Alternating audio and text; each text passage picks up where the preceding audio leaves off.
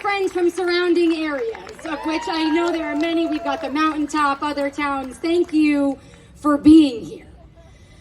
I gotta tell you, I'm Michelle Hinchey. I'm the current state senator just across the river, Ulster, Green, Albany, Schenectady, and Montgomery County. And I am so proud of the work that so many people here who from across the river helped us flip the 46 seat from red to blue, making sure that we had a pro-choice woman in that seat. But I gotta tell you, the last 24 hours, they've been tough. I don't know about all of you, but I've spent the last 24 hours on and off crying, including on my drive here. Again, including listening to all of the incredible, impassioned, articulate, and accurate speeches that we've heard today. All of them have made me tear up. And that's okay, because it's okay to feel despair. It's okay to feel angry. It's okay to feel sad, because we have to harness that. We have to feel this moment, because for the next forever, but especially the next 6 to 8 months, we have to remember how we feel right now. And when it's nice out and we'd rather go swimming, we need to pick up a phone. When we're tired and we feel like we're the only ones or the only person doing the work, we gotta go knock another door, bring someone with us.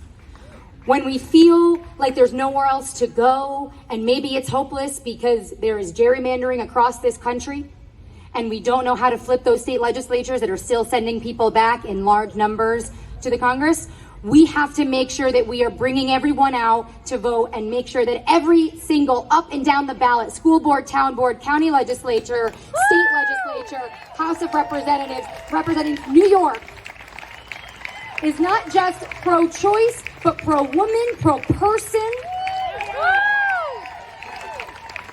Because we are the front lines right now. It's New York and California. We are the front lines. We are the leaders. We are sending the signal to the rest of the country, to the people in those other countries that are not as privileged as we are, that are not as privileged as I am as a white woman living in New York State. People who do not have that privilege, we have to send a signal to them that we care, we are here, and we will do everything we can to protect you.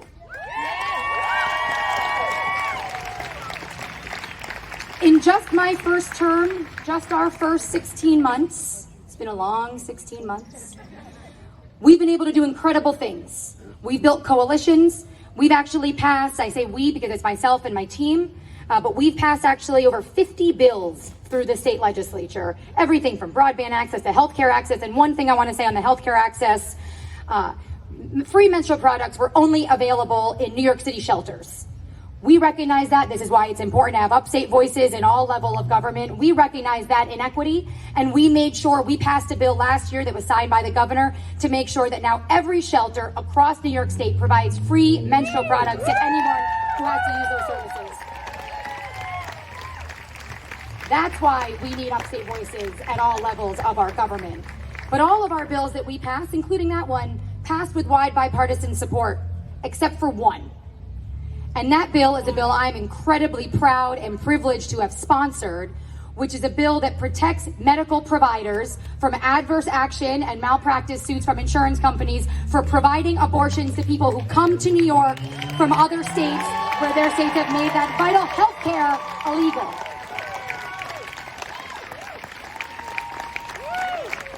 Because that's the work that we are doing here in New York. That's the work that we are leading on. And I'll tell you right now, my opponent, an anti-choice woman, voted against that law. She voted against the Reproductive Health Act. Do we want that kind of representation here in upstate New York in the Hudson Valley and in Columbia County? I didn't think so. I don't want it for me. I don't want it for my future kids. Because let's be clear, the decision, the overturning of Roe v. Wade yesterday was a total assault on the women and the people that marched 50 years ago and did the work to get that constitutionally protected right. Yeah. It is a travesty for people my generation, I'm 34, for people my age who were deciding, people like me, like Destiny, who we heard from before, who are deciding right now what we want our families and our futures to look like, what time and what kind of family we want to have. And it's a complete disregard for our future, for the child that was here before, and for all of our young people and our children who are here today standing up with their families, because we sent a signal to them, sadly, that we don't care about their future, and their future is no longer theirs to control. That is abhorrent, and quite frankly, there are no words to describe this because none of them feel big enough. Abhorrent, travesty, assault, disregard, none of them feel big enough for this moment. Our bodies, our choice. What is big enough is this energy. What is big enough is all of us coming together, standing united more than we have ever been since the 50 years ago, a generation that people fought and won person's right to choose. That is what's big enough. It's you being here, spending your Saturday morning with us, coming out, making the signs, talking to your neighbors, picking up that phone, knocking a door, making sure that every single election from June to the end of time, people know what is on the ballot. Right. Because it's our future.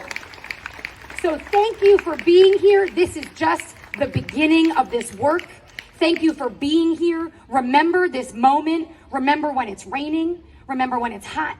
Remember when it's cold in October, because we're going to need you, and we absolutely want you to be with us in this coalition, making sure we flip all the seats we can and hold on to the seats we have. So thank you. And I look forward to being in the trenches with you until November. Thank you very much.